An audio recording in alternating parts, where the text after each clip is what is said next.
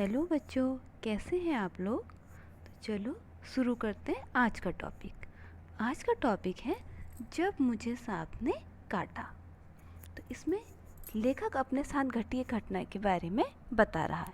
लेखक जो कहानी लिखता है, तो इसमें लेखक ने अपनी ही कहानी लिखी है और इस कहानी को मैंने कविता में रूपांतरित किया है। तो कविता के माध्यम से हम कहानी को समझेंगे और फिर उसके बाद उसके अभ्यास कार्य करेंगे। तो चलो शुरू करते हैं। मैंने देखा अहाते में एक सांप, छोटा छोटा पतला सा सांप। मैंने उसे नारियल के खोल में बंद किया, खोल नानी के सम्मुख प्रस्तुत किया। देख नानी चिल्लाई, नाना को आवाज़ लगाई। दौड़े दौड़े नाना आए, नाना ने फटकार लगाई। खतरनाक होता है सांप, ये बात समझाई।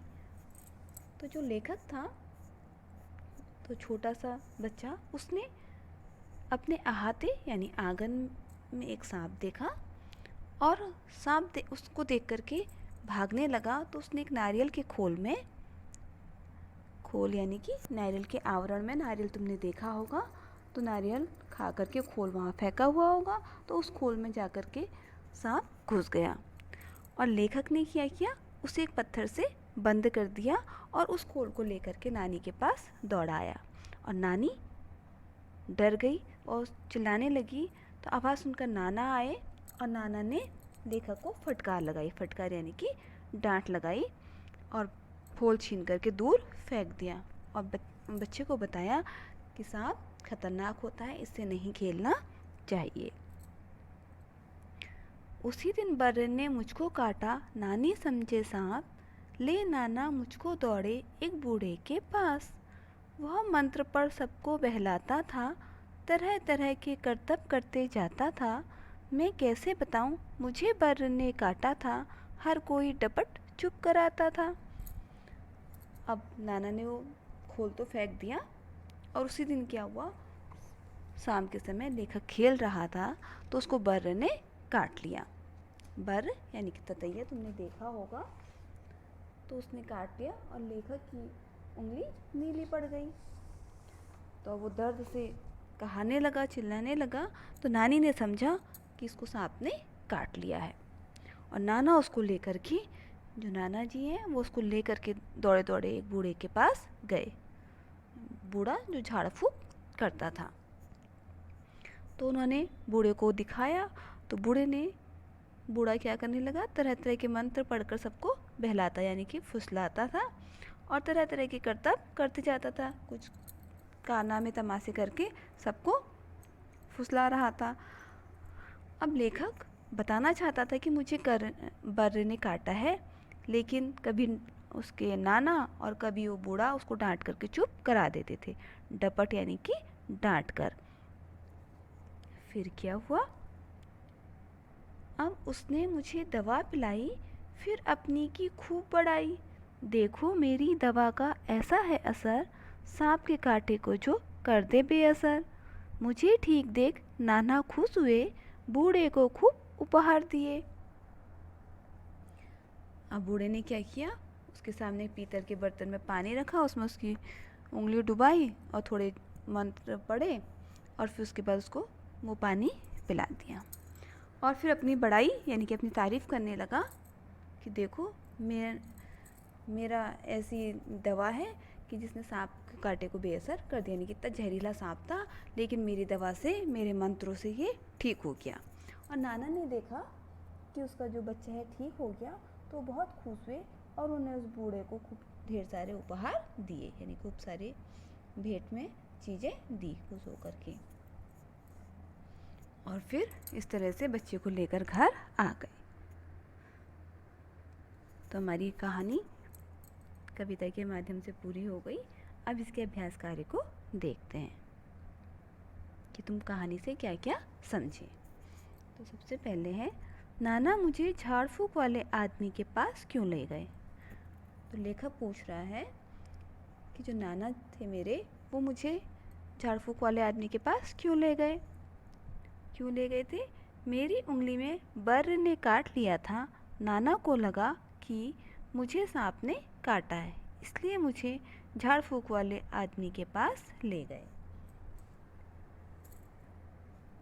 तो जो नाना थे उन्होंने क्या समझा कि बच्चे को सांप ने काटा है, और इसलिए वो उसको झाड़ फूँक वाले आदमी के पास ले गए, क्योंकि उनको ये था, वो अंधविश्वास में यकीन रखते थे, तो उनको लगा कि झाड़ फूँक करने से सांप के कांटे का जहर ख़त्म हो जाएगा। मैं बूढ़े आदमी को क्या बताना चाहता था? तो लेखक बूढ़े आदमी को क्या बताना चाहता था? मैं बताना चाहता था कि मुझे सांप ने नहीं बर ने काटा है। तो लेखक बताना चाहता था कि मुझे सांप ने नहीं किसने काटा है? बर ने काटा है। अब है, जब सांप नारियल के खोल में घुस गया तो मैंने क्या किया था? मैंने ऐसा क्यों किया होगा? तो तुमने अभी कविता में देखा कि जब सांप नारियल के खोल में घुस गया तो लेखक ने क्या किया? तो जब सांप नारियल के खोल में घुस गया तो मैंने उसे एक पत्थर से बंद कर दिया। फिर जब वह बंद हो गया तो मैंने उसे पकड़ लिया। मैंने ऐसा खेल खेल में किया था। तो लेखक ने क्या किया? नारियल के खोल में सांप घुसा और उसको पत्थर से बंद कर दिया और उसे लेकर के अपनी नानी के पास चले गए। और ऐसा उन्होंने क्यों किया? खेल खेल में, क्योंकि वो नादान थे और उनकी समझ में ये बात नहीं थी कि सांप जहरीला होता है, खतरनाक होता है, ये हमें काट सकता है। क्या बूढ़े आदमी ने सचमुच मेरा इलाज कर दिया था? तो ऐसा क्यों सोचते हो? तो लेखक पूछ रहा है, क्या बूढ़े आदमी ने सचमुच लेखक का इलाज किया था?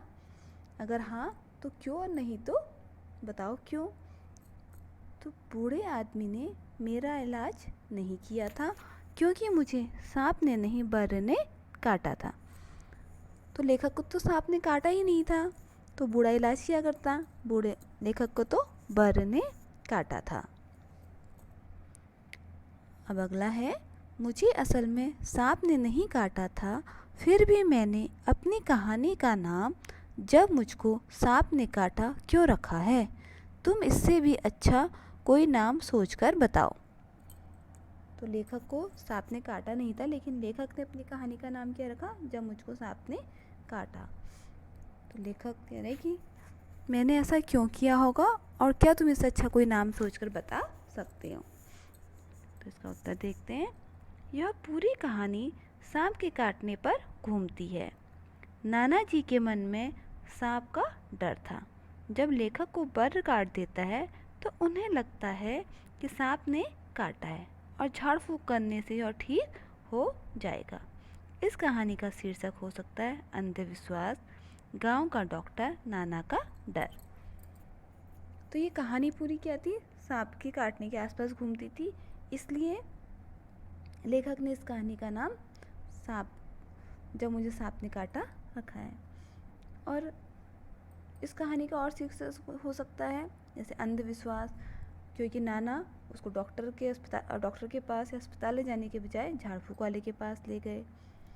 इसका कुछ नाम हो सकता है गांव का डॉक्टर, हो सकता है उनके गांव में ऐसे झाड़ फूँक करने वाले उनके अनुसार डॉक्टर हुए। या फिर नाना का डर, क्योंकि नाना डर गए थे बच्चे को सांप ने काटा है। अब अगला है, कहानी में लड़के को बर काट लेती है। बर का डंक होता है।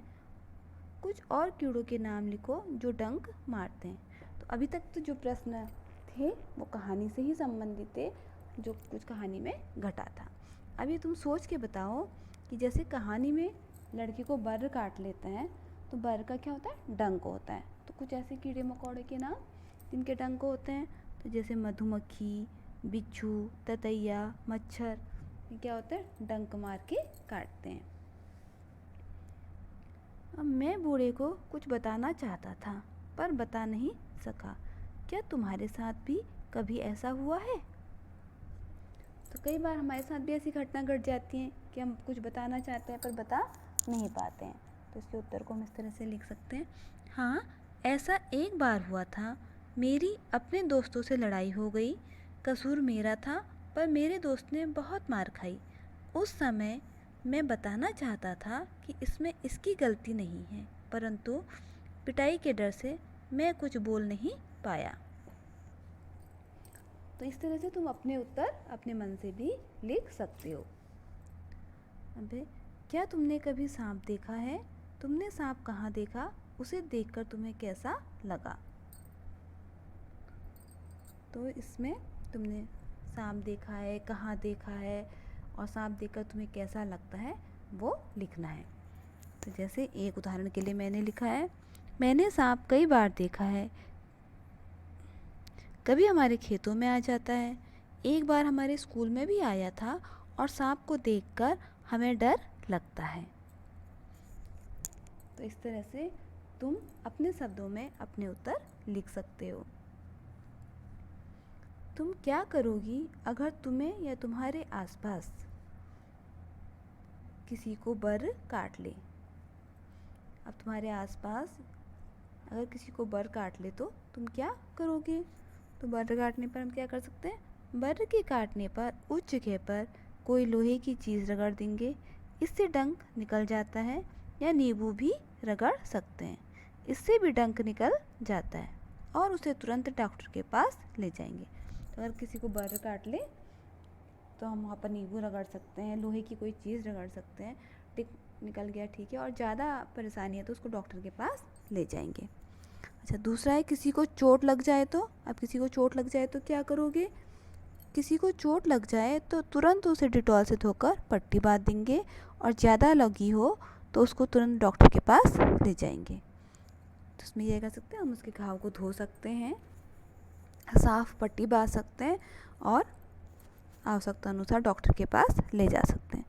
किसी की आँख में कुछ पड़ जाए, अगर किसी की आँख में कुछ चला गया तो क्या करेंगे? अगर आँख में कुछ चला गया है तो उसको ठंडे पानी से धो लेंगे। किसी के नाक से खून बहने लगे तो नाक के खून बहने पर उसे पीठ के बल लेटा देंगे तथा सिर पीछे की तरफ थोड़ा झुका देंगे और सिर पर ठंडा पानी डालेंगे और उसको डॉक्टर के पास ले जाएंगे। तो इस तरह से हम कुछ उपाय ऐसे कर सकते हैं ताकि वो डॉक्टर से जाने के पास जाने से पहले कुछ छोटे मोटे उपाय कर सकते हैं जिससे उसकी गंभीरता को कम किया जा सके, और उसके बाद उसे डॉक्टर के पास ले जाएंगे। अब है अपने घर पर पूछो कि अगर किसी को सांप काट ले तो वे क्या करेंगे? अगर किसी को सांप काट ले तो क्या करेंगे? घर पर पूछने पर पता चला कि अगर सांप काट ले तो जहाँ सांप ने काटा है उसके ऊपर नीचे कसकर कोई कपड़ा बांध देंगे ताकि जहर आगे ना बढ़े, और तुरंत अस्पताल ले जाएंगे। तो अगर किसी को सांप काट ले तो क्या करना चाहिए? उसके ऊपर नीचे जहाँ पर काटा है उसके ऊपर नीचे कसकर कपड़ा बांध देना चाहिए आगे पीछे, और उसको तुरंत अस्पताल ले जाना चाहिए, ना कि झाड़ फूक वाले के पास। नारियल के खोल जैसी कौन कौन सी चीज़ों में सांप छिप सकता है? तो तुमने कहानी में पढ़ा कि सांप क्या था? नारियल के खोल में घुस गया था। तो और कौन कौन सी जगह में जा सकता है? तो सांप आंगन में पड़े टूटे फूटे बर्तन, मिट्टी के घड़े, खिलौने, झाड़ियों, पत्तियों, पेड़ पौधों के बीच में छिप सकता है।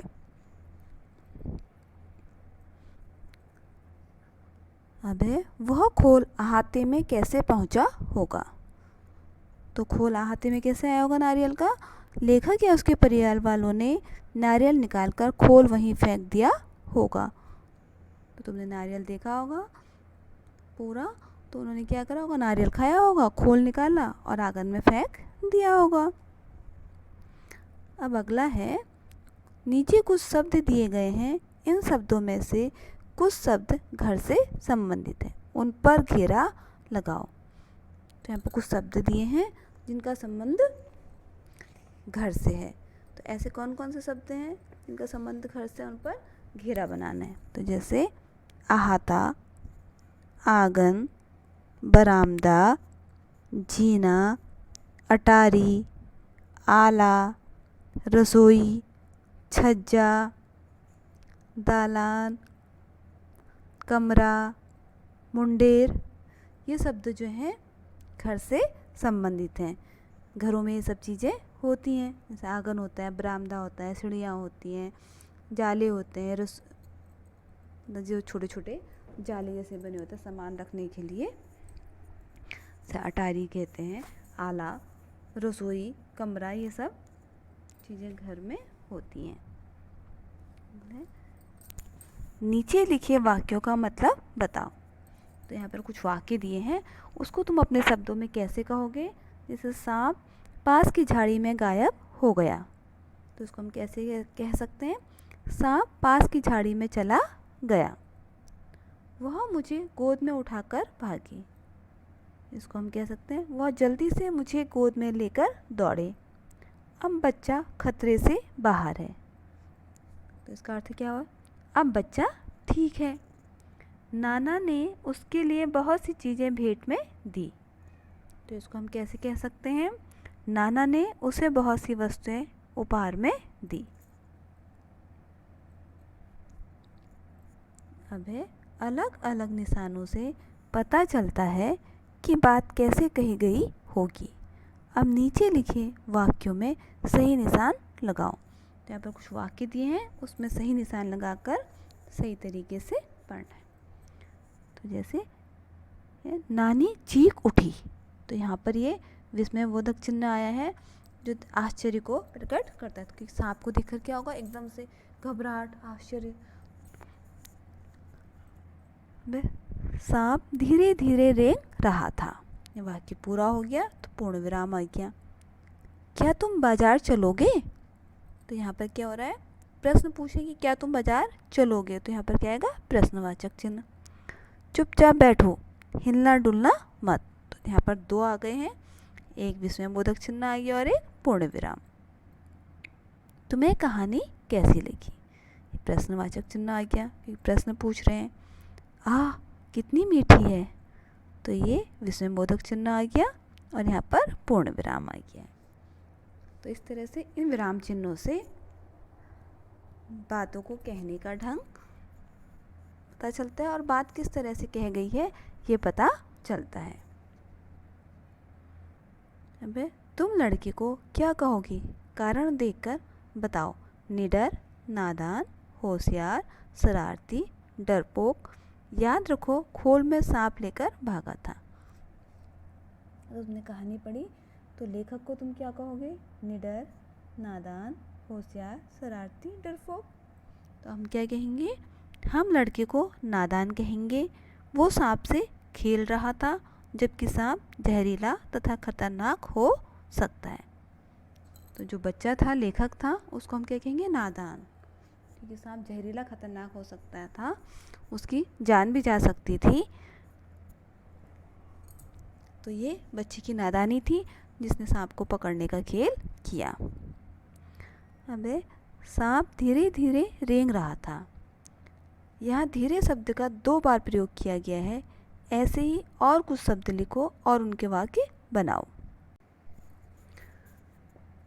तो यहाँ पर वाक्य बनाने हैं एक शब्द को 2 बार प्रयोग करते हुए। तो जैसे मैंने शब्द लिया चलते चलते, तो राजू चलते चलते रुक गया। पीछे पीछे, माँ मैं तुम्हारे पीछे पीछे आ रहा हूँ। आगे आगे, तुम आगे आगे मत दौड़ो। रोते रोते, मीना ने रोते रोते अपनी कहानी सुनाई। मोटे मोटे, यहाँ पर मोटे मोटे मच्छर हैं। तो ये तो एक उदाहरण है, इस तरह से तुम अपने शब्दों में वाक्य बना सकते हो। अभी हमने कहानी पढ़ी जब मुझको सांप ने काटा। तो आओ कुछ सांप के बारे में जानते हैं।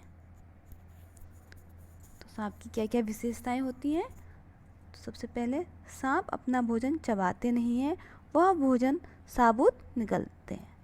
तो सांप जो है, जो खाते हैं उसको क्या करते हैं, सीधे निगल लेते हैं। जैसे मैदा, कीड़े मकोड़े जो भी खाते हैं उसको निगल देते हैं, चबाते नहीं हैं।